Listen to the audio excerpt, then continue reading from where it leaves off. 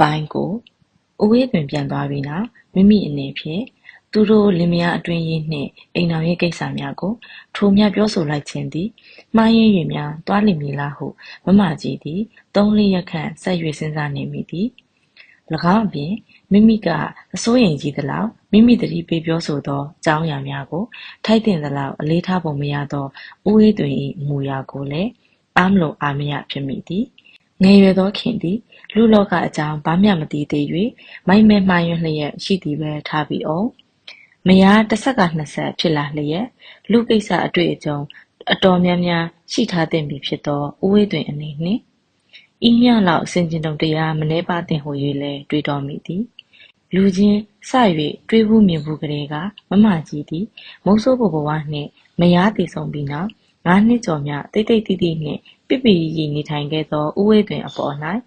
အတော်ကလေးအထင်ကြီးလေးစားခြင်းရှိခဲ့သည်မိခင်အိုကြီးနှင့်၎င်းအရွယ်မရောက်သေးသောသားကလေးသမီးကလေးများနှင့်၎င်းစီစီလုံးလုံးနှင့်အိန္ဒြေရရနေထိုင်ခြင်းပြုခဲ့သောဥဝေးတွင်အားဝင်းထဲမှလည်းချီးမွမ်းခဲ့မိသည်ဥဝေးတွင်ကဲ့သို့လူတစ်ယောက်ကသာမိမိအားမေတ္တာမျှဖို့ပြောဆိုခဲ့လျင်မိမိအနေနှင့်ကြည်ကြည်နက်နက်ကြီးလက်ခံ၍သူ၏အိမ်တော်ကြီးကိုဆူဆူပြပြဖြစ်လာအောင်ထိန်းသိမ်းဆောင်ရှောက်ပေးမည်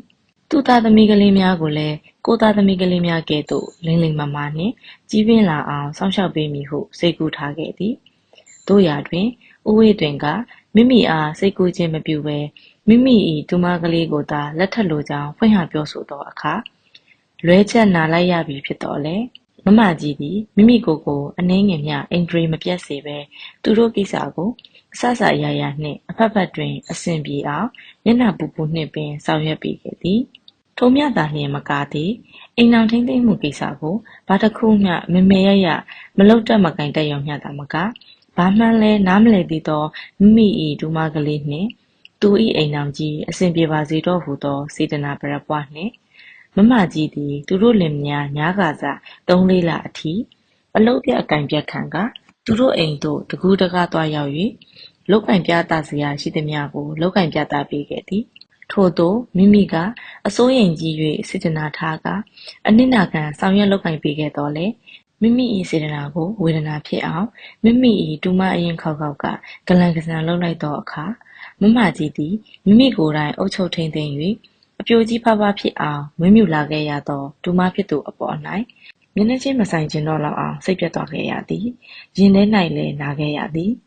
တို့ရာတွင်မိမိထို့သို့ခံလာခဲ့ရသောကိစ္စကိုအခြားသူများသိရှိသွားလျင်စိတ်မကောင်းဖြစ်ကြမည်အရေးကိုတွေးမိ၍ညီသူတဦးတယောက်ကိုမှအတိမပေးဘဲမိမိဘာသာတယောက်တည်းတည့်၍ခံခဲ့သည်မမကြီးသည်ထို့သို့လင်မယားအတွက်နှင့်ထို့သို့တစ်ဖက်သက်ခံလာခဲ့ရတော့လေသူတို့လင်မယားအပေါ်၌ထားရှိခဲ့သောစေတနာရင်ကရောပါခြင်းမရှိသေးသူတို့အိမ်သို့ဆက်၍သွားမြဲသွားနေလျင်သူမယားနှင့်တနေ့သောအခါအော်ကြီးဟစ်ကျဲဖြစ်လာနိုင်စရာအကြောင်းကိုလူကြီးပီပီနှင့်ချင့်ချိန်စဉ်းစား၍လမ်းဖြတ်ထားခဲ့တော့လေသူတို့အိမ်သတင်းနှင့်သူမယားသတင်းကိုအမြဲတစေနားဆွင့်လျက်သာရှိခဲ့သည်ထို့သို့အင်းရမြိုင်အိမ်သို့လမ်းဖြတ်ကသတင်းကိုသာနားဆွင့်ခဲ့သောကာလများအတွင်းခင်အကြောင်းနှင့်ပတ်သက်၍ဆိုးဆိုးဝါးဝါသတင်းများကိုသာတစ်ခုပြီးတစ်ခုဆိုသလိုဇက်တိုက်သာကြားနေခဲ့ရသည်အကယ်၍ခင်သည်ထိုရက်များအတွင်းကံဖဲ့အိမ်သို့လာရောက်လည်ပတ်ခြင်းရှိခဲ့လျင်မမကြီးသည်အတော်လို့သူအနေနှင့်ဘာပဲဖြစ်ဖြစ်မိမိ၏ဒူမကိုသတိပေးစုပူခြင်းပြုမိတာဖြစ်လေသည်တို့ရာတွင်ခင်သည်မိမိကိုမတွေ့ချင်လိုသည့်တိုင်အောင်သူ့အဖေအရင်ခောက်တယောက်လုံးရှိနေသေးသောကံဖဲ့အိမ်သို့ပင်တစ်ခါတစ်ခေါက်မျှလာရောက်ရမှန်းမသိတကယ်သို့လမ်းဖြတ်ထားလေသည်ထို့ကြောင့်မမကြီးသည်မိမိအနေနှင့်ထိုကိစ္စများကိုသတိပေးပြောဆိုခြင်းပြုရန်အတွက်အင်းရမြိုင်သို့သွားရတော့မလို့လို့မသွားဘဲနေလိုက်ရတော့မလို့လို့နှင့်မဝေခွဲမဆုံးဖြတ်နိုင်ပေရှိနေကြချွေးမလို့သူ၏အကြိမ်ကြိမ်စော်ကားမှုကိုမခံမရနိုင်တော့၍မိမိအားကိုးအားထားပြု၍တိုင်ကြားပြောဆိုရန်အတွက်ကံဖဲ့သို့တကူးတကပင်လာရောက်ရှာသော၎င်း၏မိခင်အားကားဖြင့်လိုက်ပို့ပေးရင်းဥဝေးတွင်သည်ကံဖဲ့အိမ်သို့ရောက်ရှိလာခြင်းဖြစ်လေသည်ထိုအခွင့်အရေးကိုမမကြီးသည်ချက်ကောင်းယူ၍အသုံးချလိုက်ပြီဖြစ်တော်လေဥဝေးတွင်၏အေးဆက်သောတုံ့ပြန်မှုကိုကြည့်၍အားမလိုအားမရဖြစ်ရပြန်သည်မိမိအထင်ကြီးခဲ့သလောက်လေးလေးနက်နက်မရှိလာသောဥဝေးတွင်၏အပေါ်၌လည်းစိတ်ပြတ်မိသည်စိတ်ပြတ်ရုံမျှသာမက ထိုလင်မယားထိုအတိုင်းသာသွားနေလျင်တနေ့ကြည်ပွေးတွေ့မိကိုလည်းလမ်းမြင်နေမိသည်ဤသို့ဥဝေးတွင်ပြန်သွားပြီးနောက်3-4 ရက်ခန့်ဆက်၍၎င်းတို့လင်မယားသားအမိတတွေ၏ရှေ့ကိုတွေးတောပူပန်နေခိုက်ခင်သည်မမျှော်လင့်ပဲကံဘက်အိမ်သို့၎င်းတို့အိမ်မှကားနှင့်တနေ့ခင်းတွင်ပြုံးကနေပေါက်လာသည်ဥဝေးတွင်ကရုံးတက်နေသဖြင့်ပါမလာချေအိမ်မဒရိုင်ဘာကကားကိုမောင်း၍လာ၏အိမ်မော်သို့တက်လာကလေးကမျက်နှာညစွာမကောင်းလာသောခင်၏အနေအထားကိုမမကြီးသည်လှမ်း၍သတိပြုလိုက်မိသည်ထို့ကြောင့်မိမိကလူကြီးပင်ဖြစ်တော်ညာလဲဧည့်သည်လိုဖြစ်နေပုံရသောခင်အားအကိုကြီးနေမကောင်းတာကြလို့လာမေးရအောင်လာတာလားခင်ဟုဦးနှောက်သွေးတို့များသဖြင့်အနှဲငယ်မူးဝေရနေသောခင်ဖခင်ဖြစ်သူအကြောင်းကိုပြောဆိုရင်းနှုတ်ဆက်မေးမြန်းလိုက်၏ဖေဖေနေမကောင်းတာကိုဘယ်သူမှလည်းအကြောင်းမကြားပါလားဟုခင်ကအပြစ်တင်လို့သောလေတံဖြေပြောဆိုပြီးနောက်အဲကန်းလည်းရှိကလထိုင်ကလုံးတွင်ဝင်ရေးထိုင်လိုက်သည်အကိုကြီး4-5 ရက်လောက်ကတည်းကမုံမှုနေလို့ဒေါ်လေးတောင်ခွင့်ယူထားရတယ်ဒါပေမဲ့တိတ်ပြီးစိုးရင်စရာလည်းမဟုတ်လို့အခင်းတို့စီကိုအကြောင်းမကြားသေးပဲနေတာပါမမကြီးသည်လက်ထဲမှသတင်းစာကိုဘေးသို့ချထားလိုက်ရင်းမိမိအပေါ်၌စိတ်မကြည်သေးဟန်တူသောတူမလုပ်သူကိုအကျိုးအကြောင်းရှင်းလင်းပြောပြရလေသည်ခင်သည်ဖခင်လုပ်သူ၏ကျမ်းမာရေးထက်၎င်းအတွက်အခြားအရေးကြီးသောကိစ္စတစ်ခုခုကိုပြောဆိုရန်ရှိသည်ကဲ့သို့ဓာတ်ထက်ဖေဖေအိပ်ပျော်နေသလားယင်ဟုအကြောင်းအရာအသစ်သို့လွှဲပြောင်းမေးမြန်းလိုက်၏ကုတင်ကလေးပဲအိပ်ပျော်သွားတယ်နဲ့တူတယ်ဓာတ်ထက်တလောကကိုယ်တွင်အိမ်ဝင်သားရင်အခင်းအိပ်ရာကအထရုတ်တရက်မှုပြီးလဲကျသွားတဲ့အကြောင်းပြောပြလို့ဒေါ်လေးတောင်တော်တော်ကလေးစိတ်ပူလိုက်ရသေးတယ်နောက်တော့မှအခင်းတယောက်ကလေးအမေဖြစ်တော်မယ့်အကြောင်းရှင်းပြတော့မှစိတ်အေးသွားရတယ်ကွယ်ဟုတူမဖြစ်သူ၏မျက်နှာရည်မျက်နှာကဲကိုမတိမတာအကဲခဲရင်းမမကြီးကပြောဆိုသည်ခင်ကနေ့ဒေါ်လေးစီကိုလာတာဒီအကြောင်းကိုပြောချင်လို့တော့မဟုတ်ပါဘူးတခြားအရေးကြီးတဲ့ကိစ္စတစ်ခုကိုပြောချင်လို့တူမလုပ်သူကမျက်နှာအနေထားကိုခက်တင်းတင်းခက်မမာထားကပြောဆိုလိုက်သည်ဖြင့်အတော်ဖြစ်သူမမကြီးသည်ရင်ထဲတွင်ဖိုကနေဖြစ်၍သွားသည်တခြားအရေးကြီးတဲ့ကိစ္စတစ်ခုဟုဆိုသည်မှာအဘယ်နည်းသူ့အမေသေဆုံးသွားပြီး73နှစ်သမီးအရွယ်မှစ၍မိမိကသာထိမ့်သိမ်းအုပ်ချုပ်ခဲ့ဆုံးမလာခဲ့ရသောတူမကလေးကိုမမကြီးသည်မျက်နှာပင်မကြည့်ရအောင်ဖြစ်လာသည်။ဘာအရေးကြီးတဲ့ကိစ္စလဲဟဲ့ခင်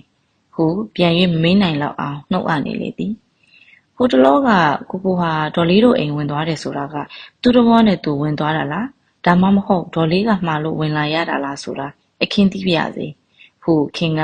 တိတိကျကျမေးမြန်းလိုက်ပြီးနောက်စောစောကမမကြီးချထားသောသတင်းစာကိုလှမ်း၍ဆွဲယူကဖတ်နေလိုက်သည်မမကြီးသည်ထိုးထိုးရုတ်တရက်အမေးမြန်းခံလိုက်ရသည့်အတွက်မျက်စိပတ်မျက်နှာပြတ်ဖြစ်သွားလေသည်ခင်သည်ထိုမင်းကိုအဘဲ့အတွက်နှိုင်နှိုင်ချွတ်ချွတ်မေးမြန်းနေခြင်းဖြစ်သည်ရိုးသားသောမမကြီးသည်ထိုမင်းကွန်း၏ဥတီချက်ကိုလည်းစဉ်းစားမိဟန်မရှိသည်ကိုကတော့ဒေါ်လေးကမှားလိုက်လို့လာရတယ်ပြောပါကလားအဲ့ဒါဟုတ်တယ်မဟုတ်ဘူးဆိုတာခင်တည်တည်ချာချာသိကြလို့ခင်သည်မမကြီး၏အဖြေကိုတင်းကြီးခံဆောင်ဆိုင်ခြင်းမပြုလိုတော့တကယ်တော့မိမိဘာသာဖြေချပြောဆိုပြီးနောက်မိခွန်းအစ်တစ်ခုကိုထုတ်လိုက်ပြန်သည်မိမိကတာမယာဖြစ်သူကိုဆုံးမတန်တဲ့၍ဆုံးမခြင်းပြုရန်အတွက်တတိပေးလိုက်ခြင်းကိုထို့သူသည်မယားလုပ်သူအားဆုံးမရကောင်းမှနားမလဲပဲမိမိတတိပေးပြောဆိုလိုက်သောစကားများကိုမယားကလေးအားတလုံးမကြံတန်တော်ဦးတင်လေးပြီးဖြစ်ကြောင်းမမကြီးသည်ရိပ်မိစပြုလာသည်ငယ်ရွယ်သောမယားကသာမဟုတ်တေဂာနိယောက်ျားဖြစ်သူကလည်းမိမိ၏စေတနာကိုဝေဒနာဖြစ်အောင်လုပ်ပြန်လေပြီဟုစဉ်းစားမိကမမကြီးသည်တော်တော်ကလေးစိတ်မချမ်းမသာဖြစ်မိသည်ခင်မေးတာကိုဖြေပါအောင်တော်လေးဟုခင်ကအဖြေကိုအပူတပြင်းတောင်းဆိုခြင်းပြုလေသည်မိမိကစေတနာထားရှိသလားမိမိအားဆန့်ကျင်ဘက်ချီသာတုံ့ပြန်လျက်ရှိသောကဘာကြီးတစ်ခုလုံးကိုပင်မမကြီးသည်စိတ်ကုန်ကန်းလျက်ရှိသည်ထို့ကြောင့်ခင်၏မိကွန်းကိုပြန်လည်ဖြေကြားရန်အတွက်အနှဲငယ်မှပင်အရေးမထားမိတော့ချေခင်မေးတာကိုဒေါ်လေးမဖြေနိုင်ဘူးမဟုတ်လားဟုခင်ကသတင်းစာကိုဇပွဲပေါ်သို့ပြန်၍ပြချရင်းမေးလိုက်ပြန်သည်မိမိကသာမိကွန်းထုတ်ခဲ့ရသောတူမလုပ်သူကမိမိအားမာရီကျော်ရီမိကွန်းပြန်ထုတ်နေသည့်အတွက်မမကြီးသည်ယူကျုံမရဖြစ်ကမျက်ရည်များပင်ဝိုင်းရည်လာလေသည်ဒေါ်လေးမဖြေနိုင်ရင်လည်းဖြေဖို့မလိုပါဘူးဘာဖြစ်လို့လဲဆိုတော့ဒီမိကွန်းကိုမမေးခင်ကတည်းကဒေါ်လေးဖြေနိုင်မှာမဟုတ်ဘူးဆိုတာကိုခင်သိပြီးသားပါဟုခင်ကတဆင့်ထက်တဆင့်ကဲတက်ရလာသောအခါမမကြီးသည်နှုတ်ပိတ်နေရမဖြစ်တော့တကယ်သို့တော်ပါတော့အခင်ဒေါ်လေးစိတ်ရှုပ်လွန်းလို့ပါကွယ်ဟုပြောဆိုဟန်တာလိုက်မိသည် ဟိုအရင်ဒေါ်လေးကောင်းကိတ်လို့ကိုကဒေါ်လေးအတွက်ရောခင်အတွက်ပါအော်ဒီကလုံးကြီးမွေဝယ်ပေးလိုက်တော့ကြတဲ့ခင်အပေါ်မှာဒေါ်လေးထားခဲ့တဲ့စေတနာကိုခင်ကောင်းကောင်းနားလည်ပြီးသားပါဘာဒီတောင်ရမ်းလျှောက်ပြောနေရလဲအခင်တော်ကြအကိုကြီးအိယာကနိုးသွားပါမယ်ကွယ်ဒေါ်လေးအတွက်ဝယ်ပေးလိုက်တဲ့ရေမွေးပလင်းကိုတော့အตาကလေးယူထားလိုက်ပြီးခင်အတွက်ဝယ်ပေးလိုက်တဲ့ရေမွေးပလင်းကိုတော့ကိုအတင်းပြန်အပေးခိုင်းခဲ့တာကဘာသဘောလဲဆိုတာဒေါ်လေးရှင်းပြနိုင်ရဲ့လားယခုကဲ့သို့ခင်ကရာဇဝင်အရင်းအမြစ်နဲ့တကွာအန်ထုတ်လိုက်တော့မှပင်မမကြီးသည်မိမိဆက်ရောက်နေသောဘဝနှင့်အခြေအနေတို့ကိုကောင်းကောင်းကြီးသဘောပေါက်နားလည်လာရတော့သည်ထို့သောသဘောပေါက်နားလည်လာရသည်နှင့်အမျှတသက်နှင့်တကိုအရှက်ကြီးရှက်အဝမ်းထဲကြီးဝမ်းနေကဘာတကုံးမှလည်းပြန်လည်၍ရှင်းလင်းပြောဆိုခြင်းမပြုနိုင်တော့ချီဒလဟောကြဆင်းလာသောမျက်ရည်များကိုသာတွင်တွင်ကြီးတုံနေရတော့သည်ဒေါ်လေးကိုခင်ပွင့်ပွင့်မဲ့ပြောလိုက်တော့မယ်ကိုလိုကလေးနှစ်ယောက်နဲ့မိုးဆိုးဘိုကြီးမျိုးကိုခင်လိုငငယ်ရွယ်ရွယ်နဲ့မိတ်ကလေးတယောက်ကလက်ထက်ယူခဲ့တာဟာအင်မတန်ချစ်လာကြိုက်လာလို့တော့မထင်လိုက်ပါနဲ့ဒေါ်လေး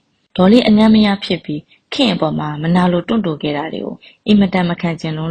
တက်မဲ့ရွက်တိုက်ပြီးဆွဆွဲယူလိုက်တာခင်လိုငငယ်ရွယ်ရွယ်မိတ်ကလေးတယောက်အတွက်လင်မရှားပါဘူးခင်သည်ခတ်တိုးခတ်အုပ်ကလေးပြောဆိုလျက်ရှိရမှအနှဲငယ်စိတ်ထွက်လာတဲ့ကဲ့သို့အတန်သည်အနှဲငယ်ကျဲလောင်၍လာတော့ကြောင့်ထူးထူးပြောပါအခင်ရဲ့အကိုကြီးကအစတခြားဘယ်သူမှကြားသွားလို့တော်တဲ့ကိစ္စမဟုတ်ပါဘူးကွယ်ဟုပြောဆိုရင်မပြည့်ရန်ပိတ်ပင်တားမြည်၍ဩဇာမရှိသည့်အစုံ၌မမကြီးသည်တိုးတိုးတိတ်တိတ်ပြောဆိုခြင်းပြုရန်သူမဖြစ်သူကိုမျက်ရည်ဆက်လက်နှင့်တောင်းပန်ရသည်ဒေါ်လေးလည်းတက္ကသိုလ်ကျောင်းကြီးထွက်မိမပညာတတ်ကြီးတစ်ယောက်ပါလောကကြီးမှာလင်ဒါလောက်လည်းမရှားသေးပါဘူးတော်ပါတော့ခင်ညီးပြောနေတာတွေဟာတခုမှမဟုတ်ဘူးမဟုတ်လို့တော်သာတော်သေးတာပေါ့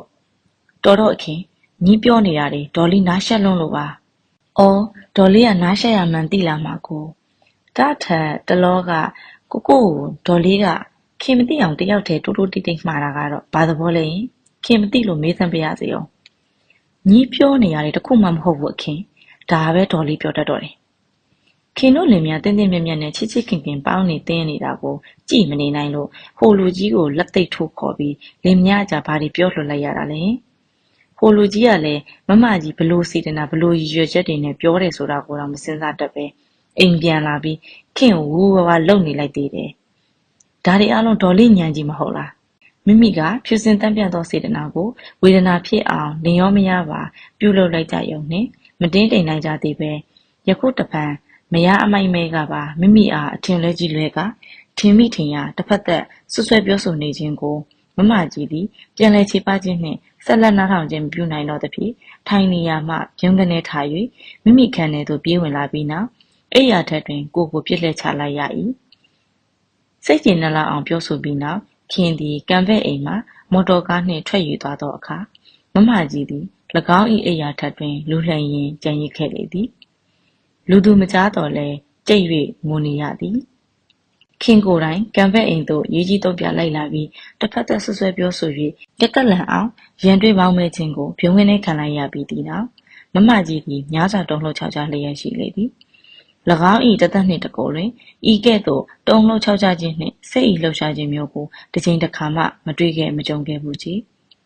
ထိုအဖြစ်မျိုးကိုလည်းတွေ့ကြုံရနိုင်မည်ဟု၍ဘယ်တော့မှမထင်မှတ်မမျှော်လင့်ခဲ့မိပေထို့သောဖြစ်ပွားခဲ့သောကိစ္စနှင့်အဖြစ်အပျက်ကိုဘေးလူမြေသူတို့တယောက်မျှသာမသိရှိရတော့လေ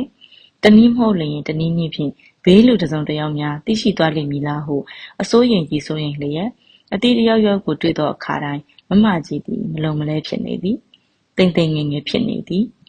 ကိုလေးပြကိုမလုံမလဲဖြစ်ကမျက်နှာမထားတတ်အောင်မဖော်ဝန့်အောင်အချက်ကြီးရှက်နေမိသည်ဤကဲ့သို့လူကြားမကောင်းသူကြားမကောင်းတော့အောင်တူဝရေးအရင်ခောက်ခောက်အကြားတွင်ဆူဆူဝါဝါဖြစ်ပွားခဲ့သောကိစ္စကိုမမကြီးသည်တော်တော်နှင့်မေ့ပြောင်း၍တော်၎င်းထောက်ဖြတ်၍တော်၎င်းမရချေထို့သောဖြစ်ပွားခဲ့ပြီးနောက်3-4 လခန့်အတွင်းထိုအကြောင်းကိုမတွေးမိသောနေ့မစင်စားမိသောနေ့ဟု၍မရှိသလောက်ဖြစ်သည်ထိုကိစ္စကိုမေ့ပြောင်းပြစ်လိုက်ရန်အဘယ်သို့တတိဝရိယထားရှိကအာထုတ်ခြင်းပြုသည်နှင့်အမျှပို၍သာစဉ်းစားမိလျက်သားဖြစ်နေသည်နေ့အချိန်များဘက်တွင်ကျောင်းတောင်ဝင်နှင့်၎င်းအိမ်ကိစ္စနှင့်၎င်းပြေးလွှားလှုပ်ရှားနေရသောကြောင့်များစွာအနှောင့်အယှက်မဖြစ်လာတော့လေလူချေတိတ်၍ညအိပ်ရဝင်သောအချိန်နာရီများတွင်ကကြီးစွာသောအနှောင့်အယှက်နှင့်တွေ့ကြုံရလေသည်မမကြီးသည်ညဘက်များတွင်တော်တော်နှင့်မအိပ်နိုင်ကြဖြူစင်တန့်ပြန့်သောအိပ်ရာထက်တွင်တ တတာလှည့်လျောင်းမိတ်ဆက်နေရတော့လေလှိုင်းလေထံပြင်း၍ကမ်းမမြင်သောပင်လယ်ပြင်၌ရုံးငံကုခတ်နေရသည်နှင့်မချမောပတ်လိုက်ဖို့နေရသည်မိမိအားရင်းတို့ဒုက္ခပေးလျက်ရှိသောအာယုံများကိုအဘယ်သို့ပင်ကြိုးစား၍ဖြတ်ကြိုးစား၍ဖြတ်လေပို၍ဆိုးလာလေဖြစ်နေသည်မိမိကသာလူလားမြောက်အောင်ထိမ့်သိမ်းအုပ်ချုပ်ခဲ့ပြီးနောက်မိမိကပင်စီစဉ်၍လင်သားပေးစားခဲ့ရသောဒူမအရင်ခောက်ဖြစ်သူကမိမိအားပြန်လည်အာခံကလင်လူပတ်အနေနဲ့နင့်တီတီဆွဆွဲပြောဆိုသွားခဲ့သောစကားများကိုကြားရောက်ကအသိနှလုံးကိုလှမ်းနှင့်ထိုးစွာတကယ်သို့အခမ်းရကြလျက်ရှိလေသည်တပြင်းကိုမကြာခဏချနေပြီးလျင်အိယာထက်တွင်ငဖယ်ပြန်သလိုပြန်နေလေသည်ဒေါ်လေးအငမ်းမရဖြစ်ပြီးခင်အပေါ်မှာမနာလိုဝင်တိုခဲ့တာတွေကိုအင်မတန်မခံကျင်လွန်းလို့တမဲ့အရွက်တိုက်ပြီးဆွဆွဲယူလိုက်တာခင်လိုငငယ်ရွယ်မိတ်ကလေးတစ်ယောက်အတွက်လင်ရှားပါဘူးဟုရန်ဆွေငုံငေါနှင့်ပြောဆိုသွားခဲ့သောစကားများသည်တူမကလေးတစ်ယောက်အတွက်ဟု၍များစွာစေတနာထားရှိခဲ့သောမမကြီးအတွက်အသေးခိုက်เสียဖြစ်နေသည်ခင်ဆွဆွဲပြောဆိုခြင်းပြုတကယ်သို့မိမိအနေနှင့်ဦးဝဲတွင်အပေါ်၌တကယ်ပင်အနမ်းမရဖြစ်ခဲ့သလောထိုဆွဆွဲချက်ကိုမမကြီးသည်ခေါင်းအေးထား၍ပြန်လည်စဉ်းစားကြည့်မိသည်မိမိနှင့်ဦးဝဲတွင်သည်တတ်တူရွယ်သူများဖြစ်ကြသည့်အလျောက်အိမ်သို့လာရောက်လက်ပတ်စဉ်အခါများကမိမိကပင်လူကြီးလုပ်၍ဧခံခြင်းစကားလက်ခံပြောဆိုခြင်းစသောအိမ်ရှင်ဝတ္တရားများကိုဆောင်ရွက်ခဲ့သည်ကအမှန်ဖြစ်သည်မိမိနှင့်ဦးဝဲတွင်တို့လူကြီးစကားများပြောဆိုနေကြခိုင်ခင်သည်မကြာခဏကလေးစကားများကိုဝင်ရောက်ပြောဆိုခြင်းပြုတတ်သဖြင့်အိမ်ရှင်လူကြီးအနေနှင့်ခင်ကိုဟန်တာပိတ်ပင်ခြင်းပြုခဲ့မိသည်များလည်းရှိသည်ဤသို့လူကြီးတစ်ယောက်အနေနှင့်လူကြီးတာဝန်ကိုထမ်းဆောင်ခဲ့သည့်အတွက်ခင်ကမိမိအား၎င်းအပေါ်တွင်မနာလိုတွန့်တိုခဲ့သည်ဟုဆွဆွဲပြောဆိုသွားခြင်းဖြစ်ပါကဘာမှမတတ်နိုင်ချေနောက်ဆုံးဤအချက်အလက်များကိုမခံခြင်းလှ၍ဦးဝဲတွင်အားအရွက်တိုက်သည့်အနေနှင့်ဆွဆွဲယူလိုက်ခြင်းဖြစ်သည်ဟုခင်ကဖွင့်ထုတ်ပြောဆိုသွားသည်ခင်ပြောသည့်အတိုင်းသာမှန်ပါကခင်နှင့်ဦးဝဲတွင်တို့၏အနာဂတ်အရေးသည်ရင်လေးစရာပင်ဖြစ်တော်သည်အတော်ဖြစ်သူနှင့်သာတင့်လျော်သည့်ဦးလေးအရွယ်လောက်လူကြီးတဦးကိုချစ်၍ကြိုက်၍လည်းမဟုတ်ပါပဲအတော်လုံးသူအားမခံခြင်း၍အရွက်တိုက်သည့်သဘောဖြင့်အတင်းဖန်ဆွဲ၍လင်လုံးသောအိမ်တော်ကြီးသည်ခရီးရှည်သွား၍ဖြစ်နိုင်ပါမည်အောင်လောမိမိတို့တဝေကြီးအတွက်သာမကဥဝေးတွင်နှင့်တကွာသူ့အိမ်တော်ကြီးတစ်ခုလုံးအတွက်ပါတလွဲတချော်စီဖြစ်သွားခဲ့ရသောအဖြစ်ပြက်များ၏အကြောင်းရင်းကိုမမကြီးသည်ယခုမှပင်အမှန်အတိုင်းသိရှိနားလည်လာလေသည်တို့ရာတွင်ထိုကိစ္စကြီးသည်လွန်ခဲ့ပြီဖြစ်၍ပြန်ဆုံးနိုင်သောကိစ္စမျိုးလည်းမဟုတ်သဖြင့်လာမိဘေးဒဏ်ကိုခံနိုင်ရရှိဖို့အတွက်သာပြင်ဆင်ဖို့လိုလိမ့်မည်ယခုကပင်မမကြီးသည်ထိုဘေးဒဏ်၏ဖိစီးခြင်းကိုအလူးလိမ့်ခံနေရပြီဖြစ်သည်၎င်းအပြင်ဤများနှင့်မပြီးစီးသေးပဲရှေးလျှောက်အဘယ်ကဲ့သို့သောအပေါင်းဖော်များနှင့်ထပ်မံလာရောက်လဲပတ်ကြအောင်မည်အရေးကိုလည်းကြိုတင်၍မသိရှိနိုင်သေးချေမမကြီးကဲ့သို့ပင်ဥဝဲတွင်၏မိခင်လို့သူသည်လည်းထိုဘေးဒဏ်၏နှိပ်စက်ခြင်းကိုအနည်းနှင့်အများခံစားနေရပြီဖြစ်သည်ကိုမမကြီးသည်စဉ်းစားမိလေသည်တလောကပင်ထိုဖွားကြီးအိုသည်၎င်းထံသို့မျက်ရည်ကလေးဆက်ဆနှင့်လာရောက်၍ငိုချင်းချတာခဲ့ပြီမဟုတ်ပါလော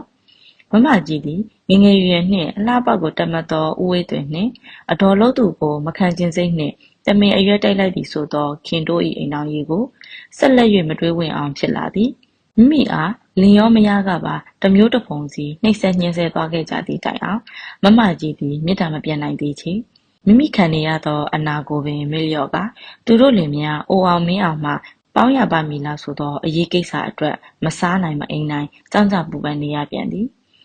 ဤသို့တူဝီနှစ်ယောက်အကြားတွင်ဘေးလူကြ၍မှမတော်လောက်အောင်ဆိုးဆိုးဝါးဝါဖြစ်ပွားခဲ့ပြီးနောက်လေးလတာတာခန့်အကြာတနေ့သောညနေခင်းတွင်ဥဝေးတွင်ဤမိခင်ကြီးသည်၎င်း၏မိနှစ်ယောက်နှင့်အတူကံဖက်အိမ်သို့ပြုံးကနေပေါက်၍လာသည်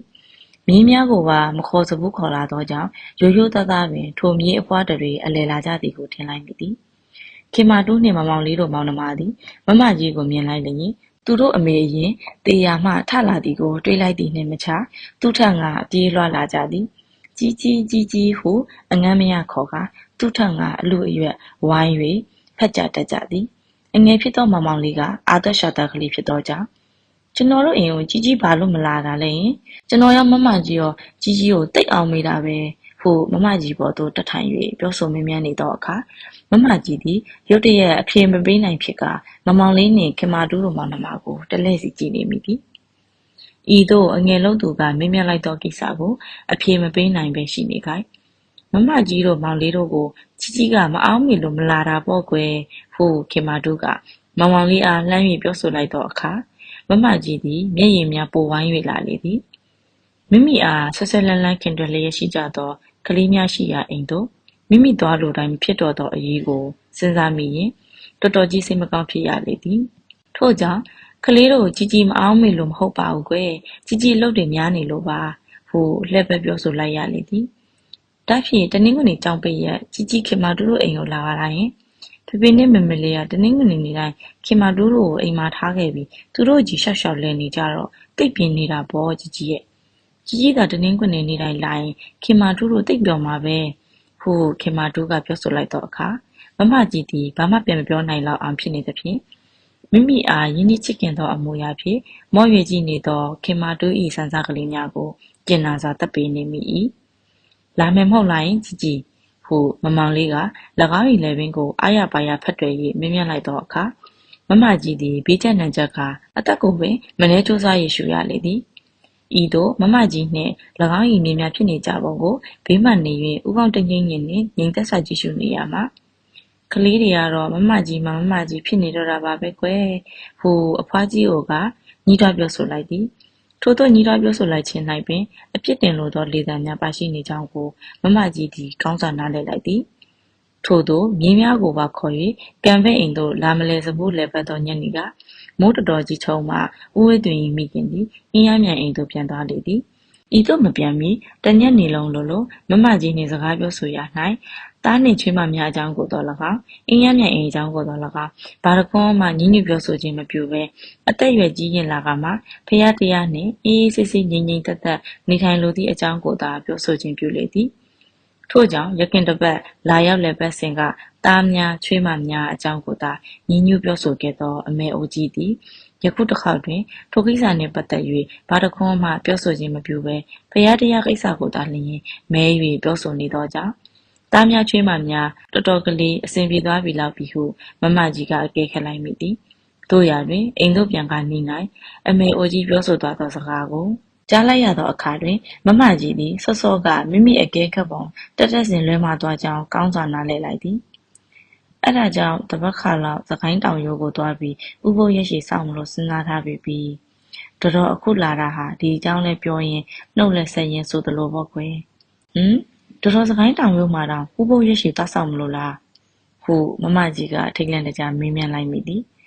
တရားအားထုတ်တဲ့အခါမှာညှိတွေ့စရာတိုင်ရောစင်နှင့်ပြက်နိုင်သမျှပြက်ပြီးဝိနိုင်သမျှဝိမှလည်းဖြစ်တော့မပေါ်မကြီးရဲ့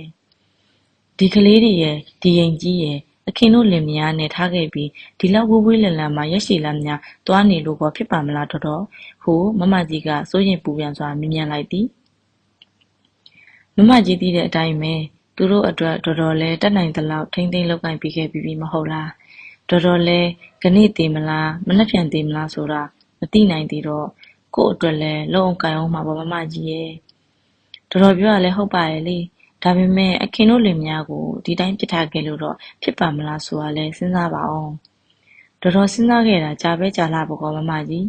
အခုတော့ကိုယ်စိတ်ကိုတုံချဆုံးဖြတ်ပြီးပြီမိမိ၏စိတ်နှလုံးကိုတုံချဆုံးဖြတ်ပြီးပါပြီဆိုတော့အမေအိုကြီးအားမကြီးသည်နောက်ထပ်ဘာများပြောဆို၍ကောဖြစ်အောင်မည်နီဘာမှပြောဆိုရန်မတတ်နိုင်တော့၍မကြီးသည်ငြိမ်သက်နေလိုက်သည်မြေးတွေကသူတို့ကြီးကိုတွေ့ကျင်နဲ့ပူဇာနေကြတာတောင်ကြာပြီအဲ့ဒါကိုသူတို့မိဘတွေကမကြားချင်အောင်စောင်းနေကြတော့တော်ကိစ္စကိုလည်းပြောရင်နှုတ်ဆက်ရင်မြေးတွေလည်းသူတို့အိမ်မတန်တွေ့ချင်မြင်ချင်နေကြတဲ့ကြီးနဲ့လည်းတွေ့ရအောင်ဆိုပြီးတပါးတည်းခေါ်လာခဲ့ရတာပါပဲမကြီးရဲ့ဟိုနောက်ဆုံးပြောဆို၍ထွက်သွားကြသောမြေးဘွားတွေကိုမကြီးသည်အိမ်ကြီးတကားဝါမှမျက်စိတစုံမျှောကြည့်ရင်းကြံရစ်ခဲ့လေသည်အိမ်တော်တစ်ခု၌အသက်အရွယ်ကြီးရင်လူလောကအတွေ့အကြုံနှင့်အခက်အခဲတော်များများကိုဖြတ်တန်းကျော်လွှားခဲ့ရသောလူကြီးမိဘတဦးရှိနေလျင်ထိုအိမ်တော်၏တည်ငြိမ်မှုအတွက်အနည်းနှင့်အများစိတ်ချကြရလေသည်အသက်အရွယ်ကြီးရင်သောလူကြီးမိဘတို့သည်အိမ်တော်ကြီးတစ်ခု၌တစ်ခုခုတိမ်းဆောင်လာသည်နှင့်တပြိုင်နက်ကြည်မနေတတ်ကြပဲထိမ့်မှတ်လေးရှိကြသည်ပြစ်တောက်စကားများလေးစူပူလေးရှိတော်လေ၎င်းတို့၏ပြစ်တောက်ပြောဆိုခြင်းနှင့်စူပူခြင်းများကိုမထီမဲ့မြင်ပြု၍မဖြစ်ချေလူကြီးမိဘတို့သည်၎င်းတို့တွေ့ခဲ့ရသောကြည်ပွေကို လူငယ်သားသမီးများအားမတွေ့ရအောင်စိုးရိမ်ပူပန်စွာသတိပေးနေကြခြင်းသာဖြစ်သည်မိမိတို့အိုးအိမ်နှင့်မိမိတို့ဘာသာလွတ်လွတ်လပ်လပ်နေထိုင်လိုကြသောလူငယ်သားသမီးများသည်ဤသို့မိမိတို့အိမ်များ၌မလဲသာမရှောင်သာတက်၍ကျွေးမွေးထားရသောလူကြီးမိဘတို့၏ပြတောက်ပြောဆိုတတ်ခြင်းနှင့်စူပူတတ်ခြင်းကိုများသောအားဖြင့်ပမာမခန့်နှင့်မထိထိပြုလုပ်တတ်လေရှိကြသည်အဓိပ္ပာယ်မရှိစကားများနေခြင်းဟုသဘောထားကလူကြီးမိဘတို့၏ဩဝါဒစကားကိုအလေးမထားဘဲမိမိတို့ဘာသာလွတ်လွတ်လပ်လပ်နေထိုင်နေလေရှိကြသည်ထို့သောမိမိတို့ထက်လူလောကအတွေ့အကြုံများပြားသောလူကြီးမိဘတို့၏ကြိုတင်သတိပေးမှုကိုသတိမူရမှန်မသိဘဲမိမိတို့သဘောနှင့်မိမိတို့နေခြင်းသလိုနေလုပ်ခြင်းသလိုလုပ်ကြသူများသည်ပြုံးကနေနဖူးနှင့်ကြီးပွေတွေ့လိုက်ရပြီးဟတ်တကြီးကွဲတော်မှာပင်မိမိတို့၏အမှားအယွင်းများကိုသတိတရပြန်လည်ရရှိတတ်ကြသည်တို့ရာတွင်ကိစ္စသည်လွန်ခဲ့ပြီဖြစ်၍နောင်တရယုံမှတပါအခြားဘာမှမရှိတော့ကြခင်၏ယောက်ကမဖြစ်သူအဖွားကြီးကိုစကိုင်းတောင်ရိုးသို့ထွက်သွားပြီးနောက်အင်းရမြင့်အတွက်ပူပန်တော့ကရောက်ရှိနေရသူမှာမမကြီးတယောက်သာဖြစ်လေသည်ခင်တို့လင်မယားသည်ပူပန်ဖို့ဝေးစွာထိုအဖွားကြီးမရှိသည့်အတွက်မိမိတို့လင်မယားပုံမူ၍လွတ်လပ်သည်ဟုသဘောထားနေကြပုံရသည်အထူးသဖြင့်ခင်သည်ပုံမူ၍လွတ်လပ်သွားသည်ဟုအောက်မေ့လျက်ရှိလေသည်တို့ရာတွင်မိမိမျက်နှာမြင်ဖို့အရေးနှင့်မိမိအိမ်တွင်မရှိသောအခါများ၌အိမ်ကိုကြည့်ရှုစောင့်ရှောက်ပေးမည်သူတို့မရှိတော့သည့်အရေးကိုကအနှဲငယ်များထည့်သွင်းစဉ်းစားမိဟန်မရှိကြခင်မာတူးနှင့်မောင်မောင်လေးတို့မောင်နှမ၏အရေးကိုလည်းခင်သည်လုံးလုံးလတ်လတ်စဉ်းစားခြင်းမပြုတော့ကြအဖွားကြီးမကြည့်ပေးလိမ့်ရင်ဦးအောင်တို့လင်မယားကကြည့်ပေးလိမ့်မည်ဟုခပ်ပေါ်ပေါ်ခက်တန်တန်လောက်သာအောက်မေ့ထားသည်တို့ရာတွင်အိမ်၏တာဝန်ဟုသမျှနှင့်ပန်းချံကိုပါကြည့်ရှုလုပ်ကိုင်ပေးနေကြသောထိုလင်မယားနှစ်ယောက်တို့သည်ထိုမှများပြားလာသောကိစ္စများ၏အကြားမှာကလေးနှစ်ယောက်၏တာဝန်ကိုပါစိတ်စဉ်ကဖြစ်အောင်ကြည့်ပေးနိုင်မပေးနိုင်ဆိုသည့်အချက်ကိုပါဦးဝေးတွင်၏မင်းကတော်သည်စဉ်းစားချင့်ချိန်ခြင်းလည်းမပြုချေဦးဝေးတွင်၏မိခင်အင်းရမြိုင်အိမ်မှထွက်ခွာသွားပြီးနောက်ပထမဦးဆုံးထိခိုက်ခြင်းခံရသူများမှာအိမ်ဦးဖျားကန်းနှင့်ခင်မာတူးတို့မောင်နှမပင်ဖြစ်သည်အမေကြီးကိုရှိစဉ်ကတည်တည်တတ်တတ်နှင့်ကြီးညိုပွဲရရှိနေခဲ့သောဘုရားကံမှာအဖွားကြီးမရှိပြီးသည့်နောက်ပန်းနှင့်ရေလဲပေးခြင်းလည်းမရှိဖုန်ခါပေးမိသူလည်းမရှိတော့သဖြင့်ညွန့်ညွန့်နွန့်နွန့်နှင့်ပေပေချင်ချင်ဖြစ်လာတော့သည်ဘုရားသခင်၏ရုပ်ပွားတော်ပင်လျင်စွန်းတော်အကက်ခံရသည့်အခါမှအကက်ခံရသည့်အထီလည်းဖြစ်လာသည်ထို့အတူ၎င်းတို့ဘွားအိမ်မရှိပြီးသည့်နောက်ပိုင်းတွင်ခင်မာတူးနှင့်မောင်မောင်လေးတို့မောင်နှမသည်ကြီးကျယ်အုပ်ချုပ်၍ထိမ့်သိမ့်ပေးသည့်လူကြီးတစ်ယောက်မှမရှိတော့သည့်အတွက်ပေပေရည်နှင့်စီးပြက်ကံပြက်ဖြစ်လာသည်ဖွားအိမ်ရှိစဉ်ကနေ့စဉ်ရေမိုးချိုးကတန်တန်ပြန်ပြန်နှင့်ကြမ်းကြမ်းမာမာရှိနေခဲ့သောကလေးများသည်ယခုအခါတွင်ရေချိုးသည့်အခါမှချိုးရလျက်အဝတ်ဟောင်းအစားဟောင်းများနှင့်ကြောင်းတက်ရသောအခြေအနေသို့ဆိုက်လာသည်၎င်းပြင်အစားအသောက်နှင့်အိတ်အနေကပါပြက်လာပြန်သဖြင့်ကလေးများ၏ကျန်းမာရေးကိုပါထိခိုက်စာပြုလာသည်သူတို့ဘွားအိမ်နှင့်ရင်အုပ်မကွာနေထိုင်ခဲ့ရစဉ်ကစမ်းစမ်းမာမာနှင့်ရှင်ရှင်လန်းလန်းရှိခဲ့သောကလေးနှစ်ယောက်သည်ယခုအခါတွင်အေးမိဘိုက်နာနှင့်အဖျားယောဂများမကြာခဏဝင်ရောက်ဆွဲခဲ့ခြင်းကိုခံနေကြရသဖြင့်ကျောင်းရက်ပြည့်ရုံများသာမကဆရာဝန်ခေါ်ရစေးတိုက်ပိုးရနှင့်ငွေကုန်ကြေးကျများလာ၏ကလေးများမှာဖြစ်စလက်ကဖြစ်ထားခြင်းကိုခံရသဖြင့်ယခင်သူတို့ဘွားအိမ်နှင့်နေထိုင်ရစဉ်ကကဲ့သို့ဆိုဆိုပြပြနှင့်တကြမဟုတ်တော့ပဲမဲမဲတဲတဲနှင့်ညှိုးငယ်လာကြသည်ကလေးများသည်အခါတိုင်းကဲ့သို့စော်ခြင်းကစားခြင်းနှင့်ရေမောခြင်းများကိုပင်မပြုနိုင်ကြတော့ကြကျောင်းမှပြန်လာလျင်သူတို့မိဘများမမြင်နိုင်သောကျောင်းတစ်ကျောင်း၌ကိုယ်ရွေနေကြသည်သူတို့ဘွားအိမ်အားလမ်းစွန့်နေကြသည်သူတို့ဘွားအိမ်သူတို့စီအမြန်ဆုံးပြန်လာဖို့အတွက်မောင်နှမနှစ်ယောက်တို့သည်တောင်းတပြောဆိုလျက်ရှိကြရမှာတခါတရံသူတို့ကြီးဖြစ်သူလည်းတခါမှလာမလဲတော့သည့်အကြောင်းကိုညီညွတ်ပြောဆိုနေကြ၏သို့နှင့်ခင်သည်တာအုပ်ကလေးကိုချောချောမောမောပင်မျက်နှာမြင်ခဲ့လေသည်ခင်တို့သားအမိတားဖွားကမှအင်းရမြန်အိမ်သို့ပြန်လည်ရောက်ရှိသောနေ့တွင်မမကြီးသည်လူကြီးဝတ္တရားအတိုင်းတွားရောက်ကြည့်ရှု၍မေးမြန်းခြင်းပြုလေသည်ထိုနေ့တွင်ဦးဝင်းတွင်လည်းရုံးမှခွင့်ယူထားသဖြင့်၎င်းကိုပါအင်းရမြန်အိမ်၌တွေ့ရသည်ခင်မာတူးတို့မောင်နှမကိုကမတွေ့ရကြကျောင်းတက်နေသည်မမကြီးအင်းရမြိုင်အိမ်လာသည့်အတွက်ဦးအောင်နှင့်တော်ရင်တို့လင်များသည်ဝမ်းသာကြ၏ပြပြတလဲပြုစုအိတ်ခံကြသည်အင်ဂျင်လင်များမကြားနိုင်အောင်၎င်းတို့၏အခက်အခဲများကိုတိုးတိုးတိတိပြောဆိုတိုင်ကြားကြသဖြင့် မမကြီးသည်စိတ်ရှည်လက်ရှိနားထောင်နေရသည်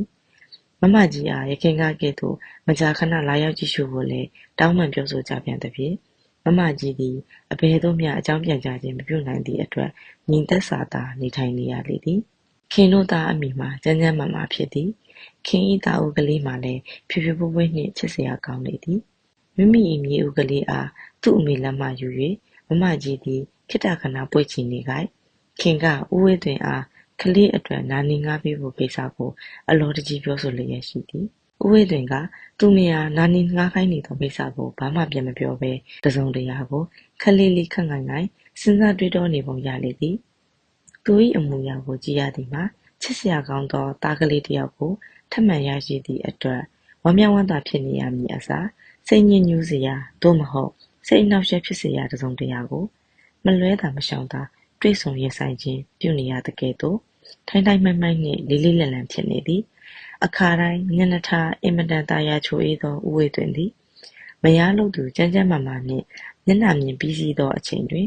တုံတုံမုံမုံနှင့်အိုအိုဆာဆာဖြစ်နေသည်တို့ရာတွင်သူမယားကတော့လင်လို့သူ၏အမူအရာကိုအနှဲငယ်မျှသတိမထားတဲ့ကဲ့သို့နာနီတယောက်ကောင်းကောင်းငှားရမ်းဖို့ကိစ္စအတွက်သာ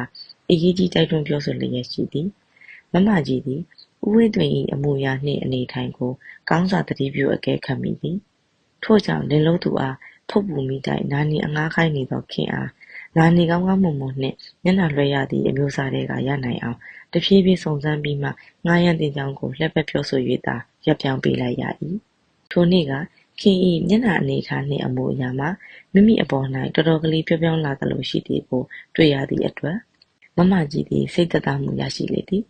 ဝမ်းလဲသာမိသည်ထို့ကြောင့်မတွေ့ရသည်မှာတော်တော်ကလေးကြာသွားပြီဖြစ်သောခင်မာတူးနှင့်မမောင်လေးတို့မောင်နှမကိုပါတွေ့ရအောင်ရုတ်တရက်အိမ်သို့မပြန်သေးပဲကလေးများကျောင်းမှပြန်သည့်အချိန်ထိစောင့်နေမိသည်ညနေဆောင်၌အိမ်သို့ပြန်ရောက်လာကြသောကလေးများသည်မမကြီးကိုလှမ်း၍မြင်လိုက်လျင်သူတို့အတွက်အသက်ရရှိသောညီကလေးမောင်ကလေးကိုပင်လုံလုံတတိမရနိုင်ကြတော့ပဲမမကြီးရှိသို့ဦးရဖားရပြေးလွှားလာကြသည်ကြီးနှင့်ဝမ်းသာအားရခုန်ရင်ကသူ့ထက်ငါအလိုရဖတ်ထားကြသည်ကလေးများကအတင်းတွယ်ကဲ့ရထားကြသည်ကတကြောင်ဦးအောင်တို့လင်မယားကပါညစာစားသောက်ပြီးစီမှပြန်ရန်အတင်းဆွဲသားထားသည်ကတကြောင်ကြောင့်ထိုနေ့ကမိုးတော်တော်ကလေးချုံမှမမကြီးသည်အင်းရမြိုင်မှကံဖက်အိမ်သို့ပြန်ရသည်